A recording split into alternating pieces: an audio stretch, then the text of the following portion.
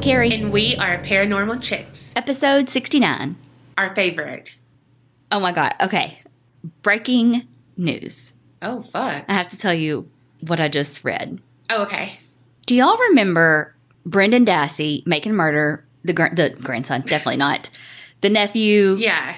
Okay. Y'all remember during his first trial, that weird ass attorney he had? Oh my God. The one who basically set him up? Yeah. Lynn was his name. Yeah. I can't pronounce his last name. Kaczynski. Okay. I probably butchered it. Okay.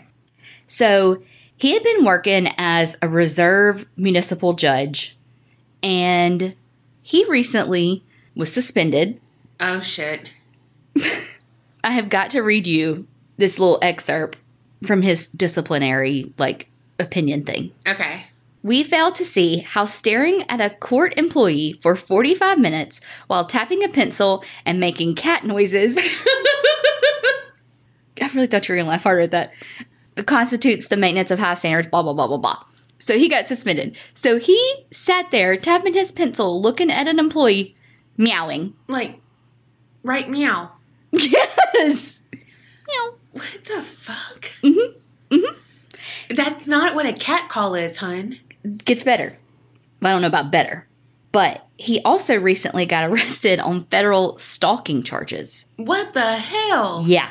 So he all up in it. First, Dude Yo. God, I can't think of his name. But Oh, God, him. Yeah. The DA. Yes. Ken Kratz or Kevin Kratz or something Kratz. Ken Kratz, yeah. Ugh.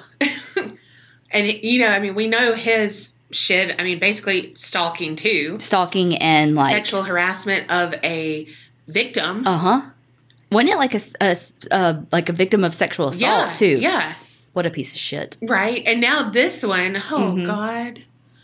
Mm-hmm. Well, that's almost as good as the other breaking news. Mm-hmm. I know where you're going. We were watching headline news, as one does, and someone broke into someone's house. A guy and his fiance come home. There's shit all over their car, like objects from their house on their car. I even think it was one of their MacBook Pros on their car. Yeah. Random. And they're like, okay. Go inside. Holes are all in the wall. So picture someone looking for buried treasure up in the wall. Mm-hmm. Done ate their motherfucking cupcakes. Only 2, and then had the icing off of one.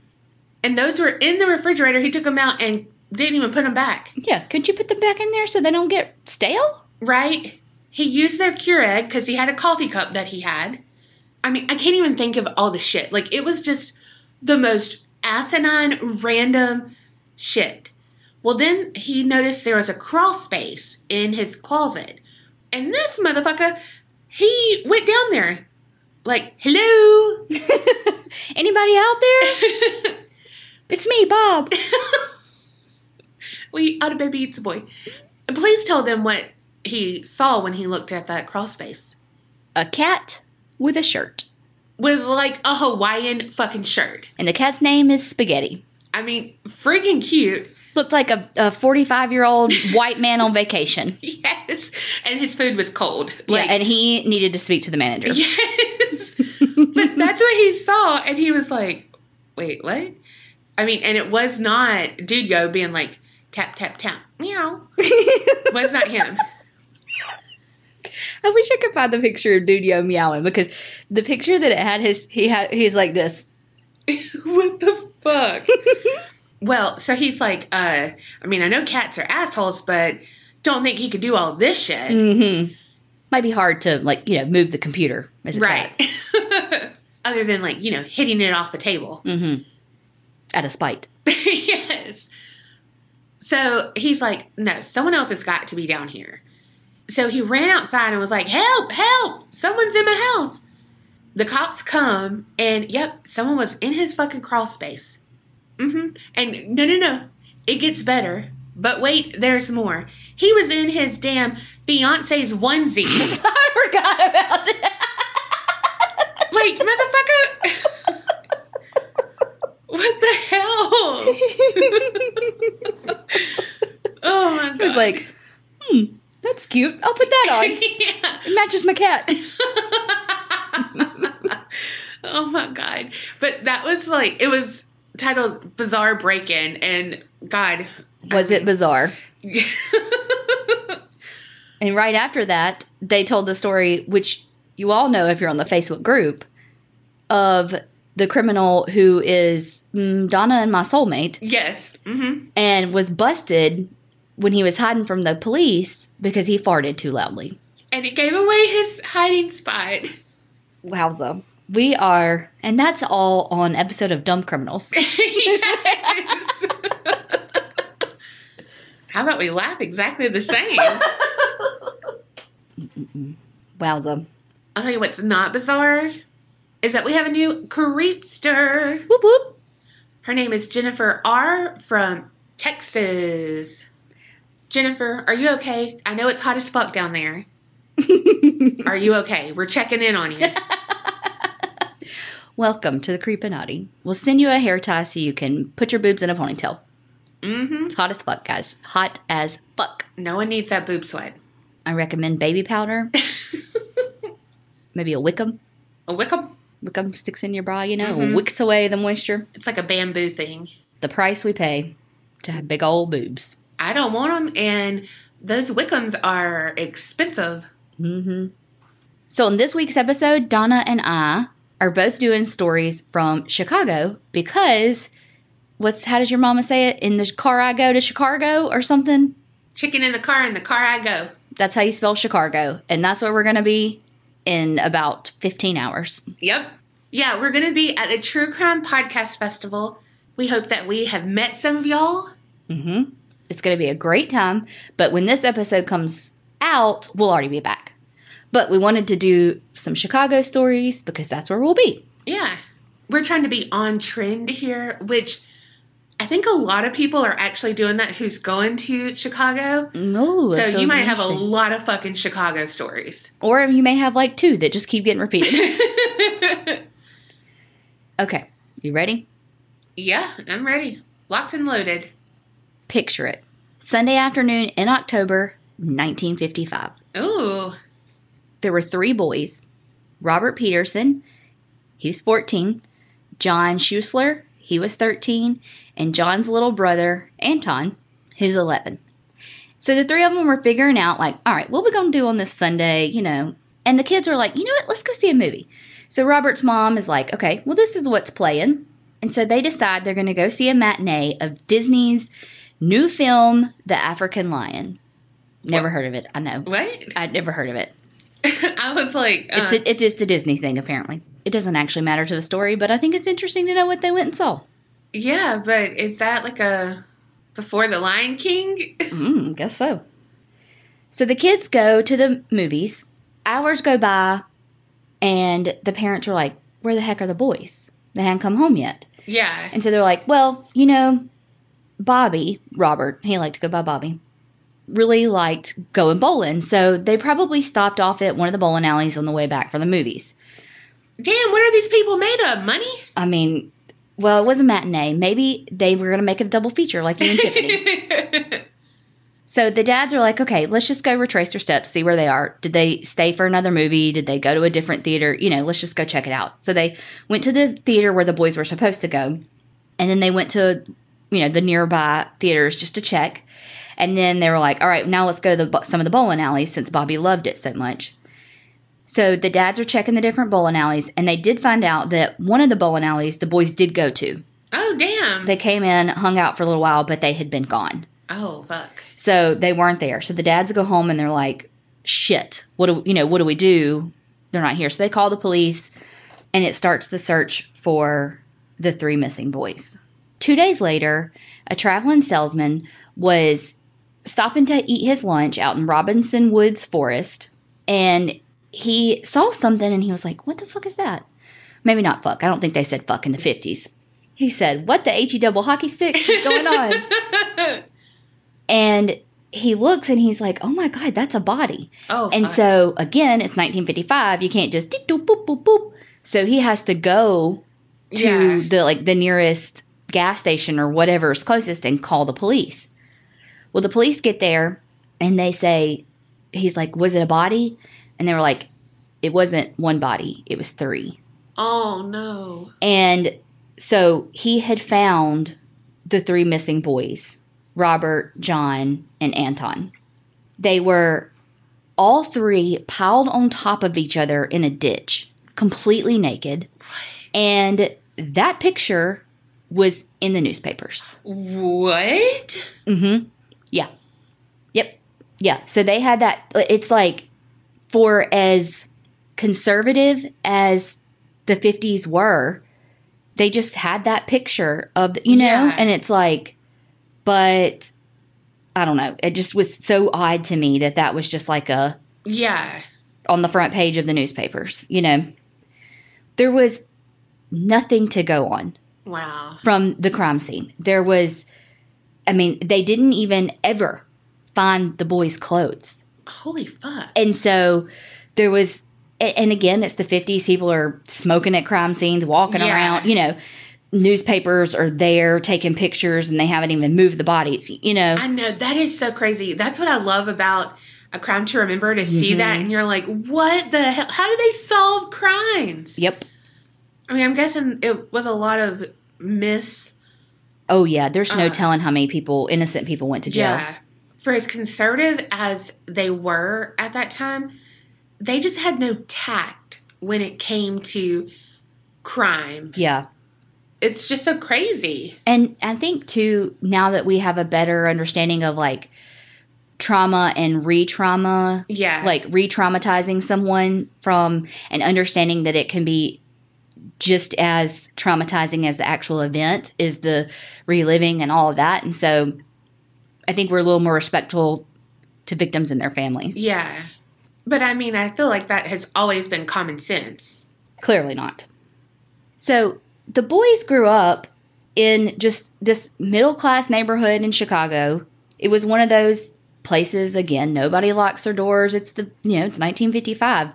And these boys going missing, and then even worse, being found dead, and the way they were found, it just kind of created a panic. Yeah. Kids weren't allowed to walk to the theaters anymore and all of that, and it was like, what the hell happened to these boys?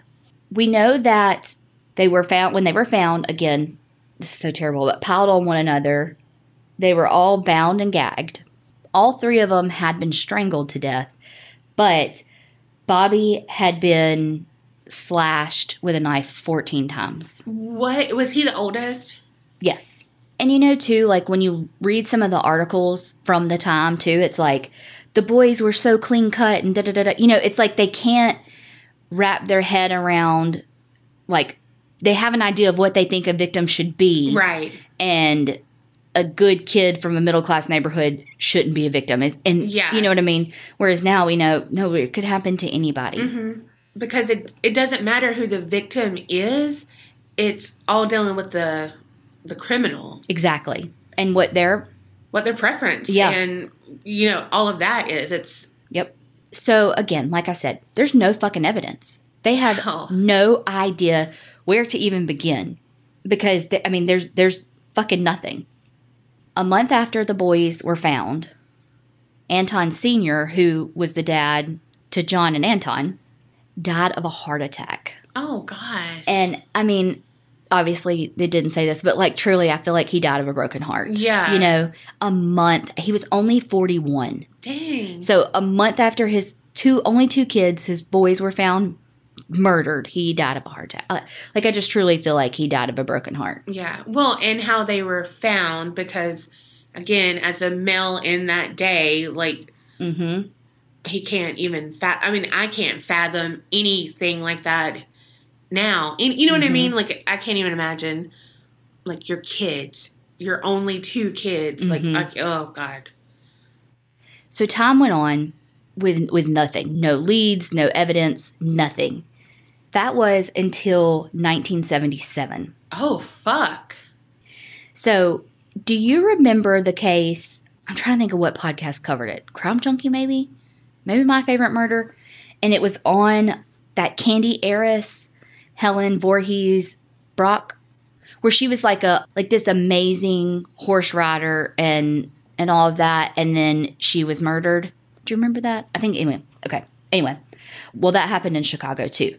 And in 1977, the investigation into her murder ramped up, and they found some different evidence. And they basically, I'm kind of fuzzy on the details. I really should have looked this up. Sorry. But she was married and was going to, I think, get a divorce.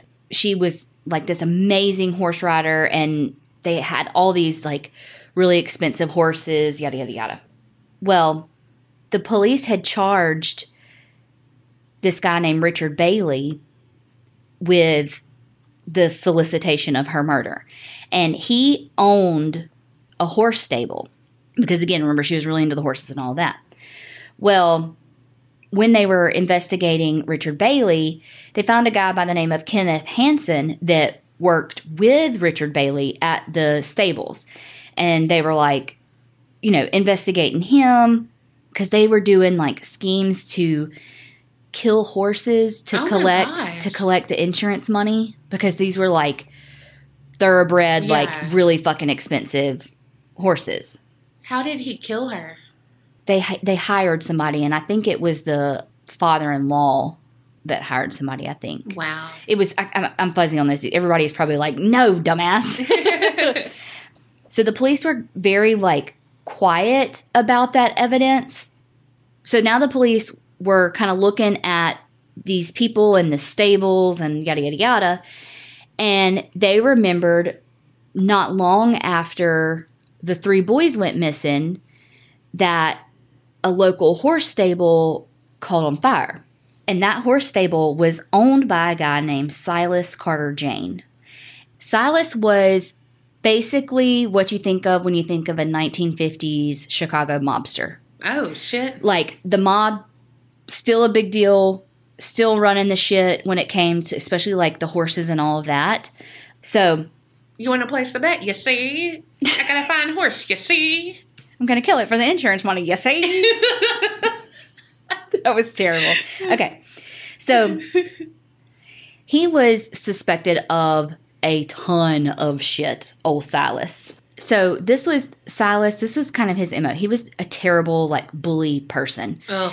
He would sell really shit horses to really rich people and pretend like they were these thoroughbreds that were going to make their kids famous riders, yada, yada, yada. He sold these horses to this family, like, promising that their daughters are going to become, everything I just said, amazing riders, yada, yada, yada. So the girls, the daughters, they go spend all this time at the stables, trying to train their horses, practicing riding, all of these things. And then when the parents were like, these horses are shit, and you lied, you did all this, Silas would be like, well, your daughters have been up here and they're very promiscuous with my employees. And so the parents would back off because they didn't want it getting out that their kids were promiscuous. Yeah. Because they had been up there unsupervised training their horses. Meanwhile, Silas was actually the one molesting these girls. Oh my God. Mm-hmm. Yep. Fuck him. Yep. And so the parents, again, didn't say anything because they didn't know that their kids were being molested. They were just trying to protect the kids' reputation, thinking that, they had been up there being promiscuous. I don't know if it's protecting their reputation, the kids. True. I'm sure that's what they tell themselves. So, although Silas wasn't, like, himself a mobster, he wasn't part of the, quote, Chicago outfit, his stables, they were called the Idle Hour Stables, they had a lot of gangsters that came there. So it was like he was mob adjacent, basically. Yeah, well, with the name of Idle Hour, that sounds... Mm-hmm. I mean, idle hands are the devil's playground. Exactly. So we know that Silas is a terrible human being that owns horse stables, and we know that Kenneth Hansen worked for him at the stables. Mm-hmm. So a couple of different articles I read, like, I feel like some of the information is, like, the police didn't say what it was. And then sometimes they would be like, well, they said that an informant said blah. So it's, to be honest, I'm not very clear about how it all played out. But one thing said that when they were investigating Helen's death, that an informant said that, hey, by the way, Hansen said that he killed those 3 boys back in 55. Whoa. Apparently, a second informant said the same thing, but the police didn't take any action. Like, they didn't do anything. What the hell? So the police didn't do anything with the information that they had found in the 70s. I mean, they kind of knew his, they knew his name, but they didn't do anything to investigate the murder of the 3 boys. We're flashing forward to the early 1990s. Oh, damn. An FBI informant says, look, Hansen killed those boys back in 1955. And the police were like, why are you just now telling us this? And he said, because I worked at the stables, and he was like 15 years old at the time.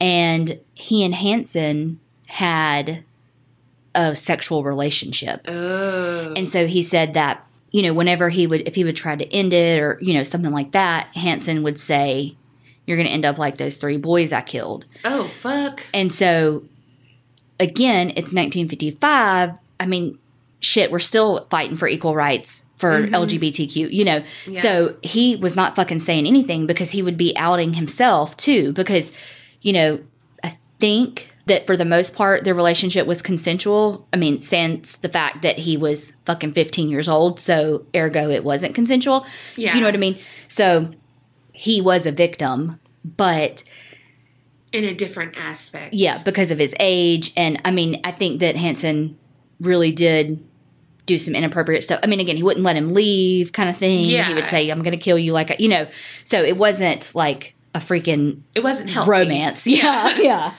No Nicholas Sparks. No. So in August of 1994, the police arrest Kenneth Hansen. And not long after he was arrested, there was another stable hand who worked, with Kenneth back in the day. He had moved to Arizona and he saw Hansen's face on TV. And so he was like, boop, boop, boop, called the police and was like, look, he told me that he killed those boys too after the bodies were found. And they were like, again, same thing. Why you didn't tell us, And he said, we had a sexual relationship. And he said that he never told anybody because his dad was a Chicago police officer. God. And so he was like, I didn't want to, again, be outed as homosexual, and his dad's a police, again, it's fucking 1955. Yeah. And so he never said anything either.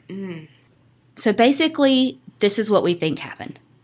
The boys were leaving from the bowling alley, and they were, walking home and potentially hitchhiking, and Kenneth Hansen picked them up. He told the boys, hey, let's come down to these stables I work at, the Idle Hour stables, and so you can see some of these horses. One article said that when they got there, he tried to pay the boys for sex, and they refused. However, another article said that he was, like, I guess the other boys were out, like, looking at the stables, and he was assaulting Anton when the 2 older boys came in and were like, fucking stop, and put up a fight, and so he killed them all.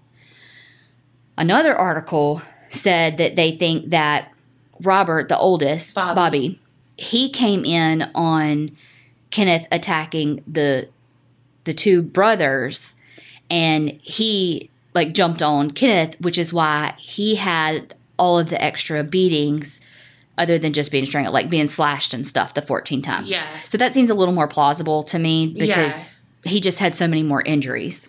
Yeah. So Kenneth Hansen killed all 3 boys. Well, what I was picturing when you were talking about Bobby earlier is that he attacked Bobby first and was like, because he's the oldest, so he's the one, like he might have been hanging out with them while the other boys were doing something like younger kids would do, like, ooh, let me go feed them, And then he attacked him, and so then he told the brothers, like, if you put up a fight, you'll get what he got. Oh, yeah. Yeah, could be. Maybe. I don't know. I mean, just another. Yeah. Well, I mean, and there's no true way to know. Yeah. I mean, it's all, which is why there's like 8 different. Yeah. I think this happened. Well, I feel like I say that all the time. One article I read, one thing I read said that. Oh, you changed it up. Said that Silas came into the stables and saw him, like, basically trying to clean up from killing the boys, and was like, we gotta burn the barn down. Like, we gotta get all the, get rid of all the evidence. But I don't think that that's entirely accurate, though, because they were killed in October, and I don't think the barn burned down until May. But I do think that Silas knew, and that was trying to help him destroy some forensic evidence. Yeah. Because the barn did burn down by arson. And so it was I feel like kind of a win-win for Silas, because he gets insurance money from this barn burning down, and I'm sure they didn't, horses and whatever. We're not going into the horses, but, well, Kenneth Hansen finally went to trial in 1955, 40 years after the boys were murdered. That's crazy. He was convicted and sentenced to 200 to 300 years in prison. So Kenneth Hansen appealed his conviction, and he was actually awarded a new trial in 2002 because... How is he still alive? I know. Well, because he was like 22 at the time. But he got a new trial because they said that the jury heard evidence about him, like, cruising the streets and picking up boys for sexual relations. And basically the stuff that happened after the murder shouldn't have been admissible. That's what they were saying. So he had a second trial. The jury deliberated for 2 hours, and he was found guilty again. Good. And then in 2007, he died of natural causes while he was behind bars, still saying that he was innocent. Damn. So, one more thing. There were, in December of 1956, 2 sisters, Barbara, who was 15, and Patricia, who was 13, Grimes. They went missing, and they had gone to a movie before they vanished. So their bodies were found the next month, and just like the boys, they had been dumped naked on the roadside. Oh, fuck. Well, the difference was they weren't, like, bound and gagged and strangled. The coroner said that they froze to death that night. Oh, fuck.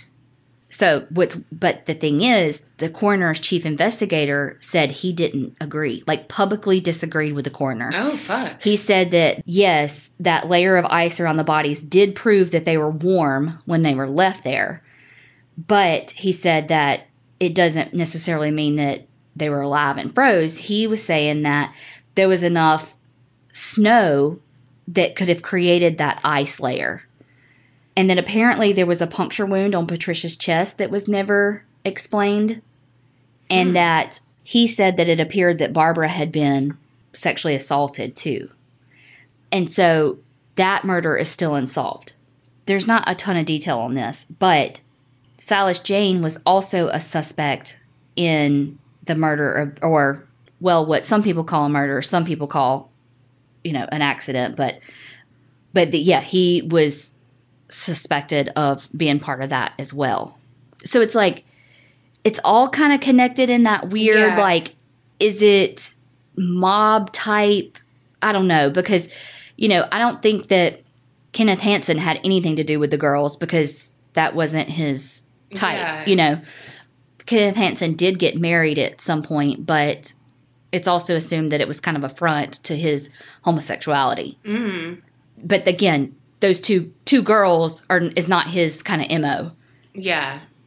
So whether or not Silas Jane had anything to do with those girls, I don't know. But it's just kind of part of a larger conspiracy. Yeah. But also those girls could have, they were found naked, but that isn't that what you do when you're freezing to death? Like you take your clothes off to warm up, like, you know what I mean? I think it has to be like extreme temperatures. It's called like paradoxical undressing. Yeah. Paradoxical. But if it was cold enough for them to freeze to death, then it would have been cold enough for them to do that, maybe. Maybe. But if there was like a puncture, went blah, blah, blah. I'm not saying they didn't die by murder. I don't know. Yeah. So that's the death of Robert Peterson, John Schuessler, and Anton Schuessler. This has nothing to do with the story, but I'm pretty sure there's a trim for tile work that's called Schuessler. So it's the girl building a house. Honestly, it might not be that. I don't know. It's one of those weird, like, you know what I mean? Mm-hmm. It's too, like, this story is so crazy because I think that it's highly unlikely that it would have gone unsolved in this day and age with him confessing to so many people. Yeah. You know, like using it as a scare tactic, you know.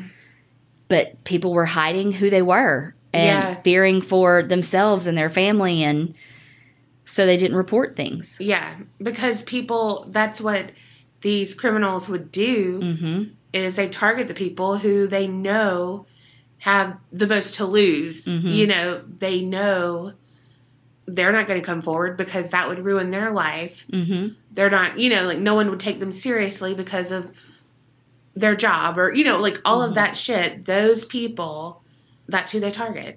Yep. Damn. I mean, abducted in plain sight. But even like Silas doing with the girls, you know, with the family saying, oh, well, they were promiscuous. Yeah. Well, it doesn't matter what those fucking girls did, whether or not they did it or not. You sold them shitty horses. Yeah. I really feel no resolution with that story, Kerri. I'm sorry. Well, there was, though. He went to jail.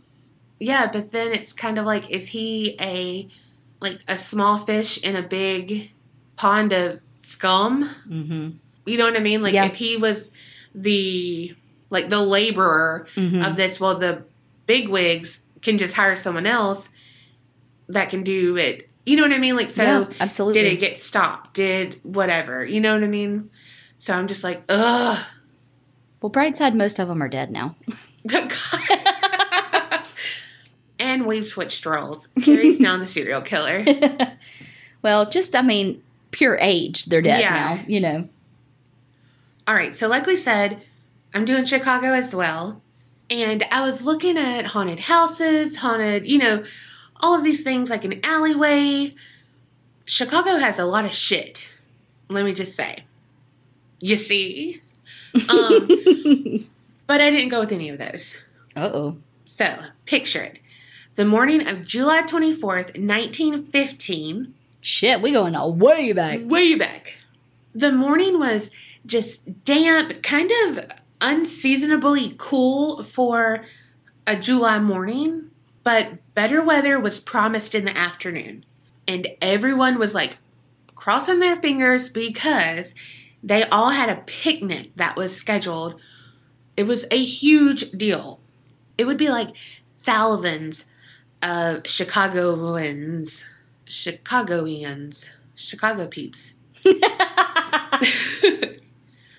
It would be the annual summer picnic for the employees at the Western Electric Company.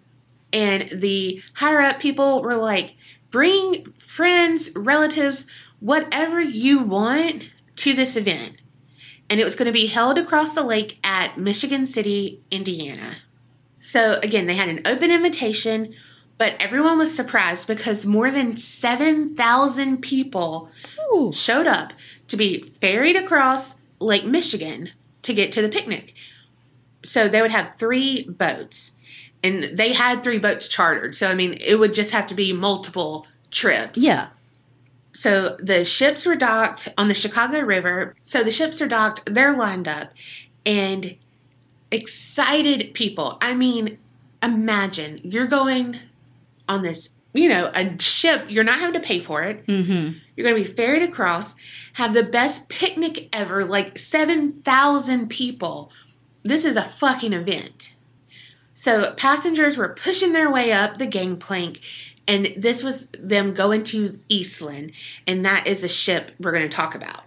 The upper decks were crowded within minutes. The rest of the passengers had went down below deck because, again, it was cold. And so they were like, let's warm up down here. Like, I don't care. We don't have to see people. Like, oh, wave, bye-bye. Like, no. I'm fucking cold. I need a hot toddy and put my coat on. Well, by 7:10 a.m., over 2,500 passengers filled the ship. Shit. So all the passengers are loaded, the dock lines are loosened, and the ship is about to depart. All these people dressed in nice summer clothes, just all huddled on the deck, calling out, waving their handkerchiefs, like, see you later, you know, all that stuff. So then there's this passing fireboat, and it fired off its water cannons, like, to delight the crowd, to be like, ooh, spectacular, you know. Well, all the passengers hurried over to the port side to get a closer look. As the ship eased away from the dock and it's, you know, starting to go, well, it also started to tip port side. Oh, God.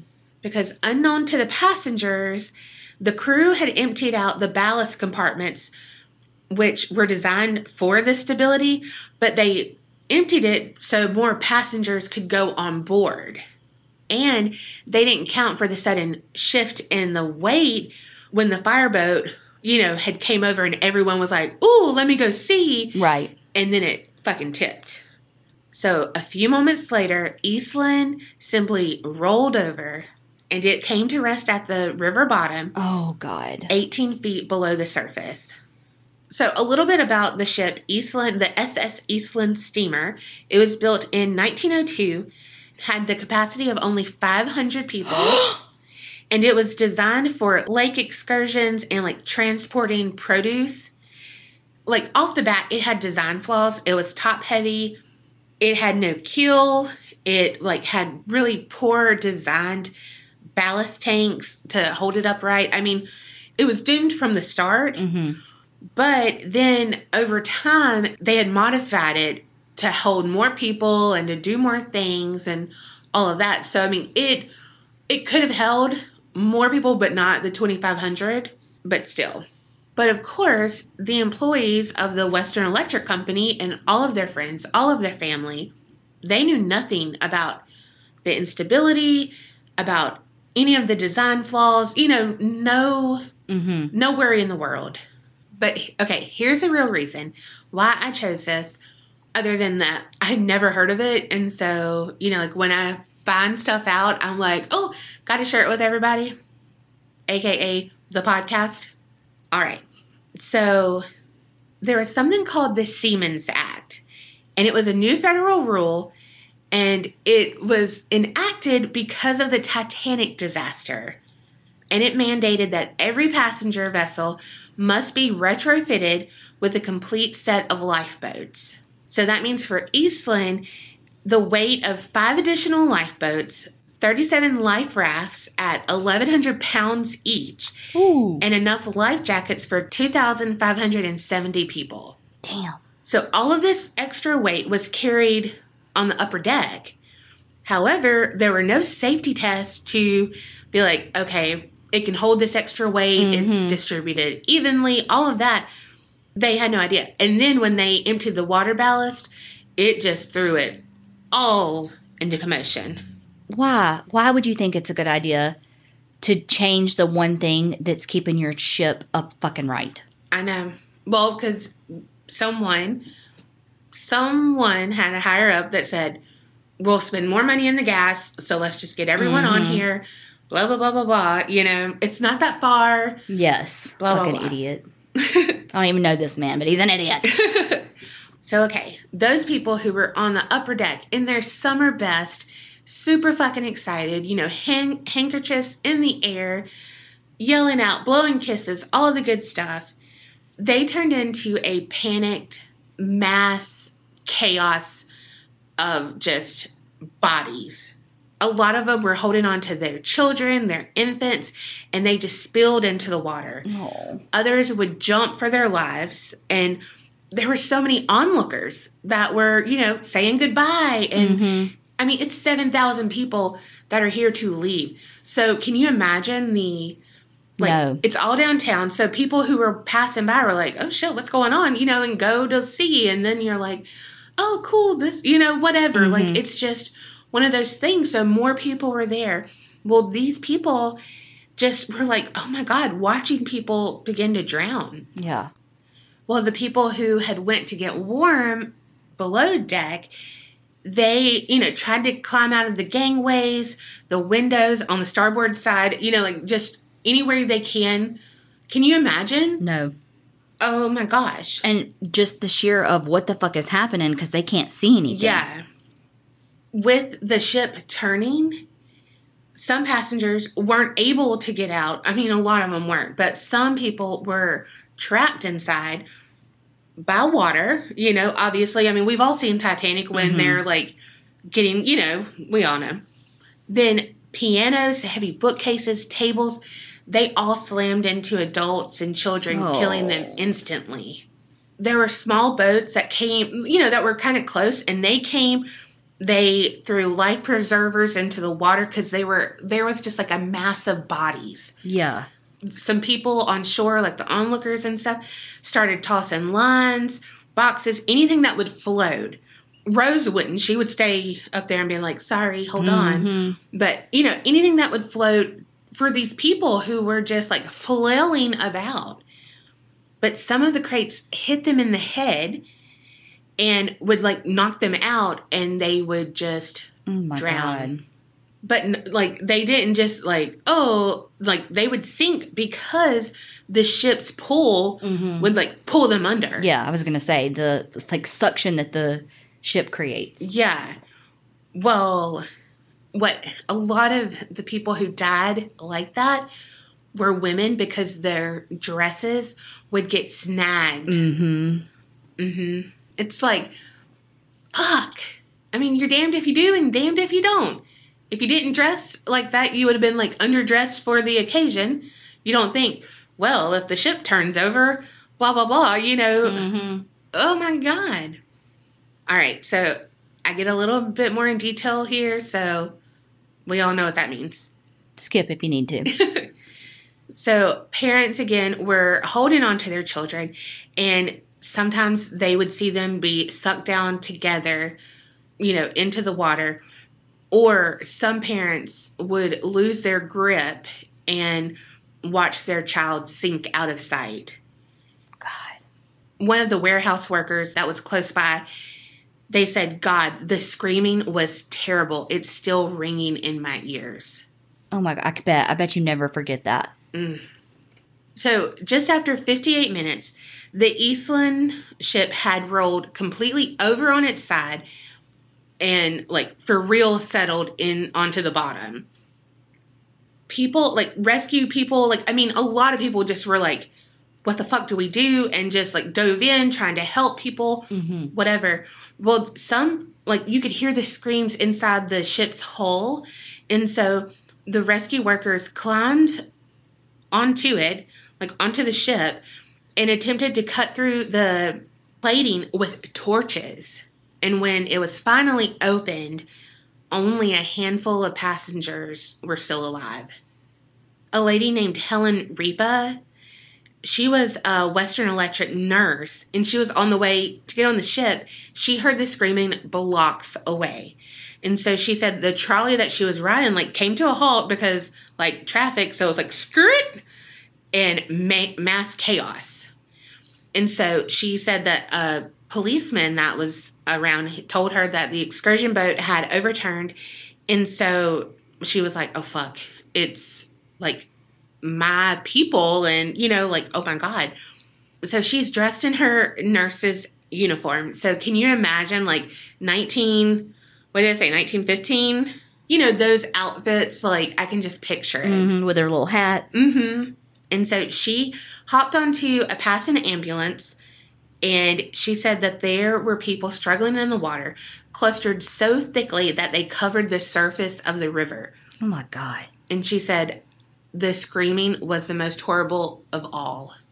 When she got to the riverfront, She saw people, just being dragged out of the portholes, all of this. So many were just cut and bleeding.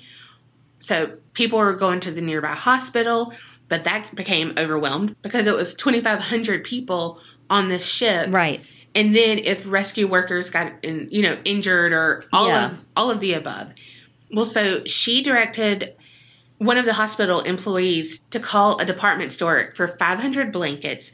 She was like, okay, like, beep, boop, boop, boop, boop, restaurants. And she was like, look, we need hot soup and coffee.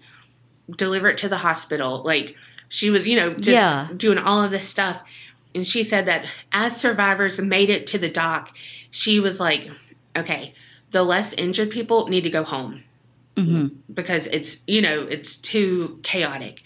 And she said that she would go out on the street, stop the first car she would see, and load it up with people.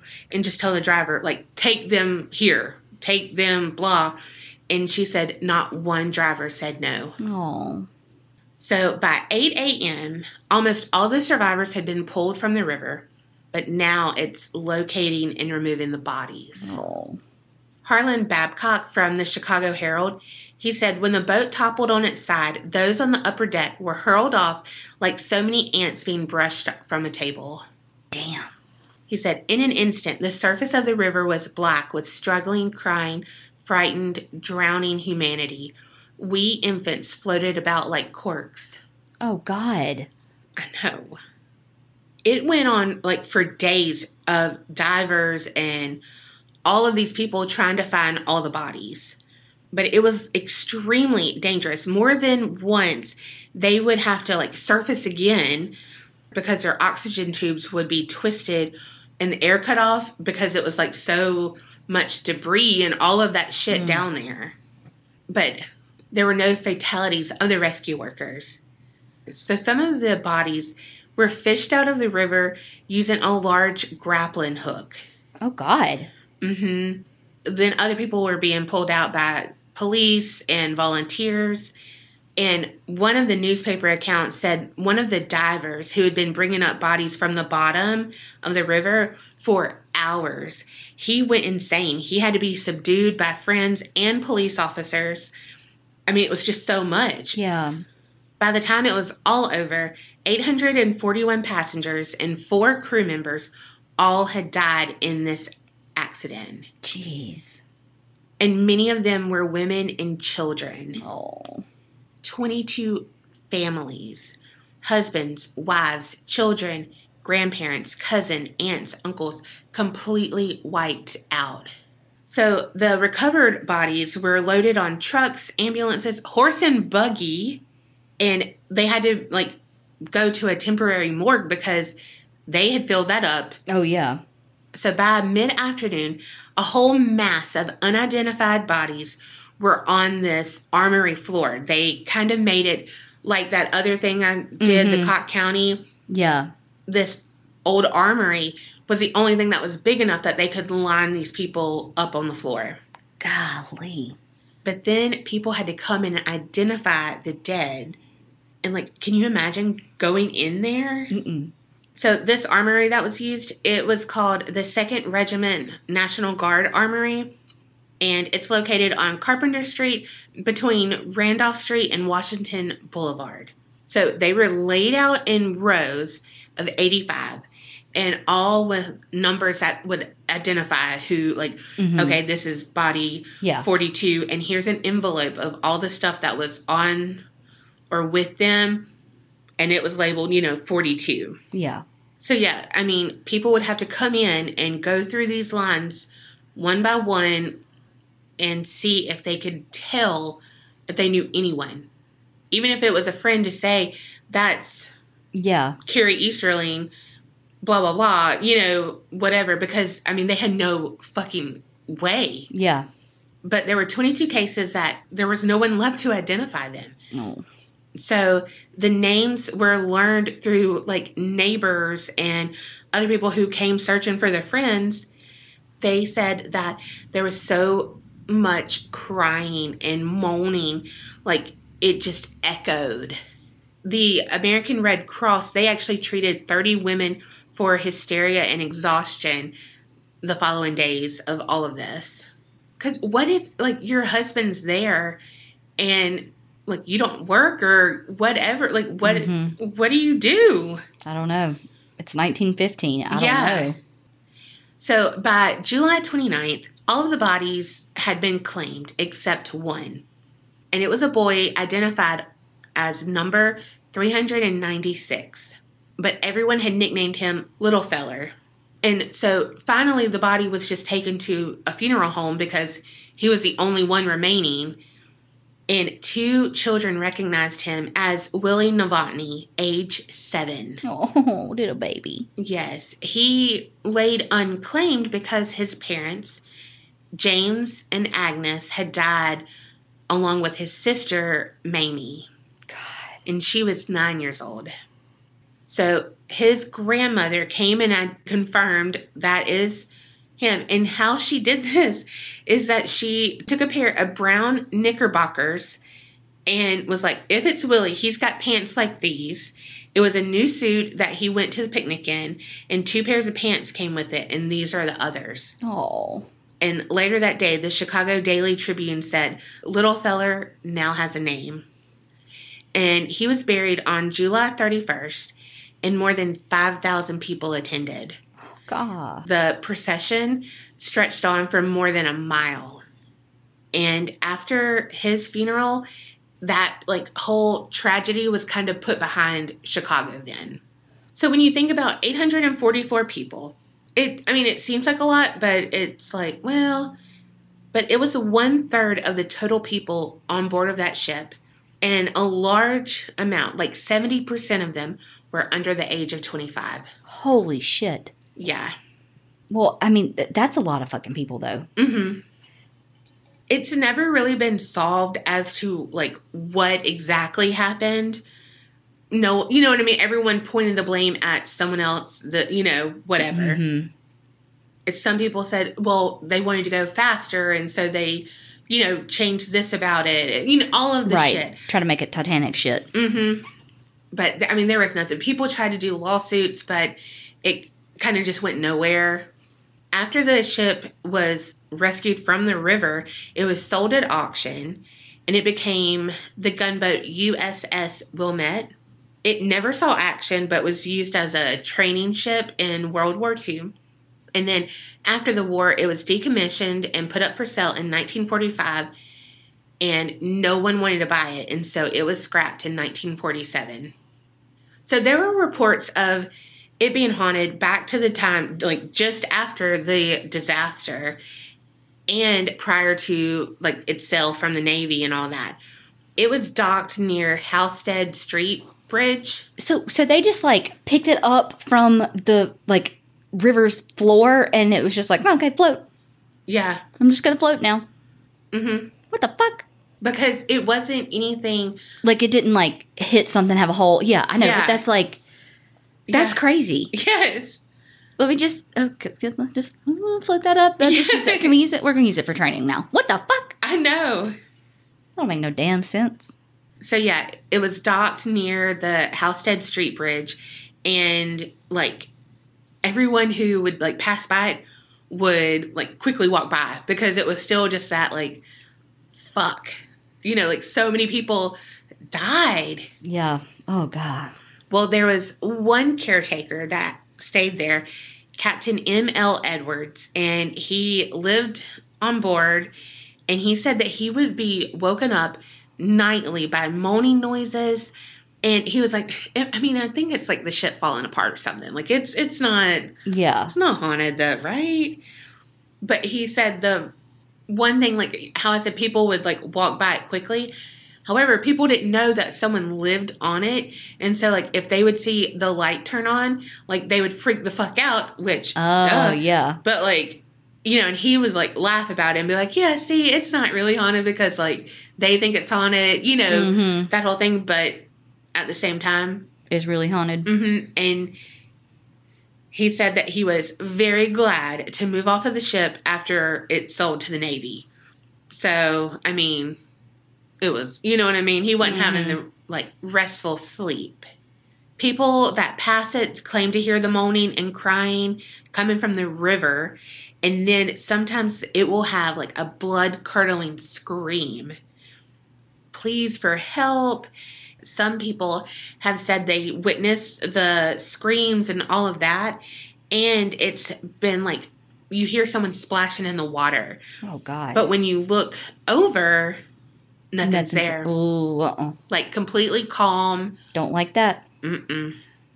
And let me just say, like, the water's like brown water. Like, you know I'm not down with that. So, witnesses, again, have heard it. One person actually jumped into the water to try to save what he thought was a person splashing about and, like... Holy shit. Yeah, but, like, when he, got up to the surface to, like, look, okay, like, where is it? Nothing. Nothing at all. That's a waste of a good suit. Right? I don't know why in my head he was wearing a suit. Also, I don't know, like, that would be fucking Sophie's choice right there of me being like, but brown water, but I could, someone's dying. But if I swear to God, if I jumped in that brown water and I came up and, like, no one was fucking there. And then a fish touched your foot? Girl, I just jumped. Like, I legit just, oh, God. No. Big Mama don't play that. Whew. So there's some places for lunch, like cafes and stuff, along the river. And some people who stopped there to get a little bite, they've, like, saw something in the water. So they're like, oh, fuck. Like, let me go see what's going on. Because, again, this is not something that you're just like, oh, someone's swimming around. Yeah. Well, when they would get up, go to inspect it closer, they would only see one thing. And it would be a reflection in the water of a face. But it would not be theirs. Dun, dun, dun. A lot of people just say the trauma suffered by these people who died left, an impression of just stored energy right there. And sometimes people who, don't know about the whole disaster, walking by it will just, like, have this weird energy. They feel panicked and they feel compelled to jump into the water. Oh, shit. Yeah. It's like it still has that gravitational pull. The people at those riverside cafes, they said that sometimes it'll just have, like, a huge surge of water. No bad weather, no anything, but it'll just be like, whoosh. That's a huge surge of water, y'all. Sounds just like it. Whoosh. But so people are like, that could be like residual haunting of when the boat turned over or whatever, Okay, so you remember that armory that was like makeshift morgue, all of those people? Well, that place turned into Harpo Studios. Nuh-uh. Yes. And is it haunted? Uh-huh. But not by Stedman. Damn. A lot of the staff members, security guards, peeps, they say that they have seen a woman in a long gray vintage dress, and she has like a fancy ornate hat, and she will walk in the halls and then mysteriously vanish into a wall. A lot of people have like approached her, but when they get close to her, she just would disappear. So a lot of people said that they think that she was a victim and like a restless spirit of someone who was mourning the loss of their family and had come here to search for their family. Oh, God. They call her the Gray Lady, and one time she was reportedly caught on security cameras, but I wasn't able to find that. But by the time like this comes out, I might have been able to find it. Who knows? Will I, won't I? Go to our website to see. aparanormalchicks.com. Oh, that was a nice little plug there. She's not the only person that would haunt the Harpo Studios. They would claim to hear whispers, sounds of people sobbing, the moaning, like agonizing moans, phantom footsteps, and the footsteps would sound as like they belong to several people and usually heard on the staircase in the lobby. Doors will like slam shut without any reason. Old-timey music would play and like they had nothing no record player or anything to have that, like, scratchy old-time sound and all of that. Oh, God, yeah.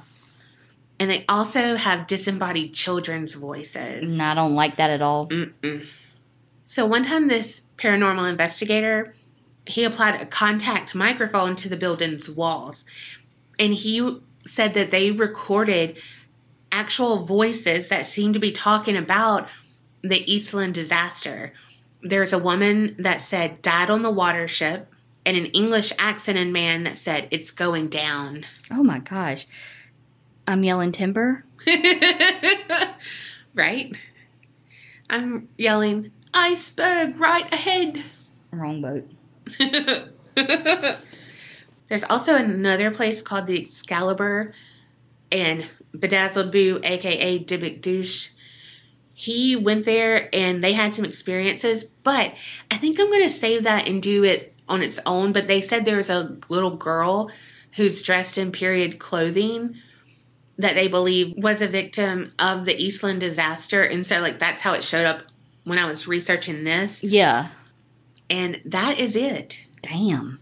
What I was just like, holy fuck, because of the Titanic sank for other reasons, you know, but the whole point of them, like, losing so many lives, like, they wouldn't have lost that many lives if they had the lifeboats and the life jackets and all of that, like, the right amount. Mm-hmm. So, of course, new laws came in and were like, perfect, this will never happen again.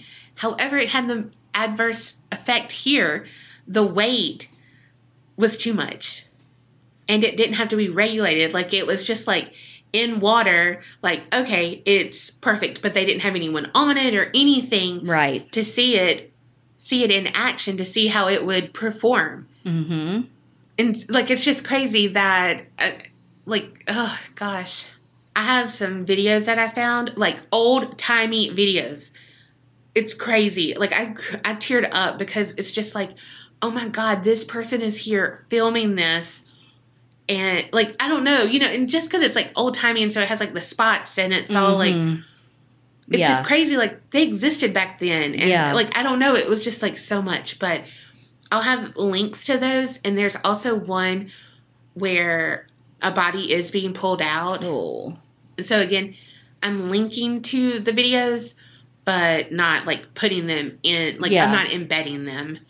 I got a lot of information from the Smithsonian website, and they have so many pictures. So I'm going to actually link to that page as well, and then have some other pictures I found. Mm-hmm. But, like, they have a lot, and, like, of the victims and stuff like that. Yeah. Golly. Like, what they look like before, you know. Well, yeah. Wow. That was a good story. Yay. I mean, not yay, but you know what I mean. Yeah, both of our stories were sad as shit. They really were. Really. Hopefully our time in Chicago will be better than that. It's just so crazy, too, because, like, with your story, it's like nobody did anything wrong. Like on the ship. Yeah. Like, they just were living their best life, going to their picnic, expecting that people had done their jobs correctly. Yeah. And they were negligent. Mm-hmm. Damn. That's really the most scary thing, because you really have no control over it. Mm-hmm. You can do everything you possibly can to be safe, but the people that you entrust, like, okay, the captain knows not to, I'm just saying for the Titanic, like, not to go full steam ahead in the dark. With icebergs. Mm-hmm, you know, he's trying to make the world record, all of that. And so here, same thing. They were just trying to get it over in one fell swoop so they didn't have to spend gas and whatnot. And it's just like... Is it gas? Oil, coal, steam, whatever. But just trying to save on whatever. Like the manpower, all, you know, all of that. So, I don't know. It's just like, God, what the fuck? Like, you entrust these people with your life and you might lose it. Well, that's depressing as fuck. God dang. Sorry. Okay, so what did we learn? That your story's sad as shit. Well, yours too, Missy. Well, but it does. It shows that you never know. Doesn't matter where you live, you know, what your background is. No matter what, no one is immune from trauma. Yeah, so true. Well, hopefully you remember that. And I mean, you still keep doing whatever you need to do to feel safe, to feel in control, and to be alert and all of the above. And also remember, Creep it real and don't get scared.